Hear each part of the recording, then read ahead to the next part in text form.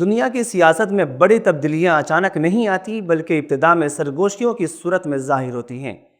کبھی معاشی معاہدوں، کبھی سیکورٹی شراکت داری اور کبھی جمہوریت کے نعروں کے پردے میں طاقت کی وہی پرانی منطق کام آتی ہے جسے تاریخ میں سامراج کہا گیا ہے۔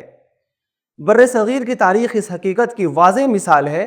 برٹش ایسٹ انڈیا کمپنی ابتدا میں صرف تجارت کے لیے آئی، مگر رفتہ رفتہ معاشی اثر و رسوخ کو سیاسی اور فوجی طاقت میں بدلتے ہوئے پورے خطے کی حکمران بن گئی۔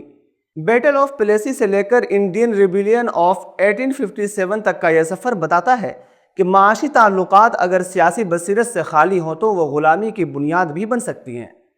آج عالمی سیاست میں بھی کچھ ایسی ہی تبدیلیوں کی آہٹ سنائی دے رہی ہیں۔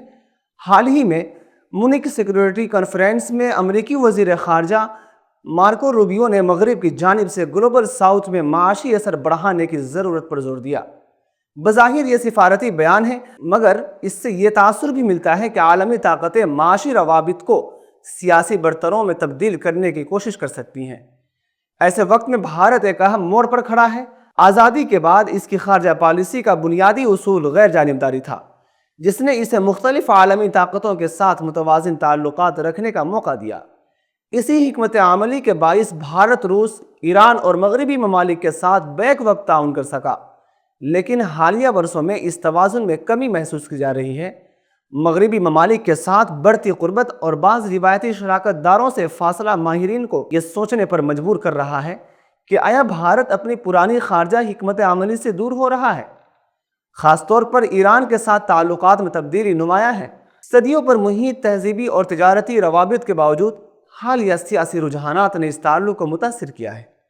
نتیجتاً خلیج کے اہم سمندری راستوں، خصوصاً ابنائے ہرمز میں پیدا ہونے والی غیر یقینی صورتحال توانائی کی سپلائی پر اثر ڈال سکتی ہے۔ ایسے حالات میں رسوئی گیس اور توانائی کی فراہمی میں معمولی رکاوٹ بھی مہنگائی اور معاشی دباؤ کا سبب بن سکتی ہے۔ دوسری جانب ابھرتی ہوئی معیشتوں میں BRICS کے اتحاد بھارت ایک اہم کردار رکھتا ہے۔ اس اتحاد کا مقصد عالمی نظام میں توازن پیدا کرنا ہے، مگر اگر کسی ایک عالمی بلاک کی طرف زیادہ جھکاؤ پیدا ہو جائے تو اس اتحاد کی روح کمزور ہو سکتی ہے۔ تاریخ یہی سبق دیتی ہے کہ معاشی معاہدے ترقی کا ذریعہ بھی بن سکتے ہیں اور انحصار کا سبب بھی، اگر قومی خود مختاری اور سیاسی بصیرت برقرار رہیں تو یہی روابط طاقت بن جاتے ہیں، ورنہ وہ کمزوری میں بدل سکتے ہیں۔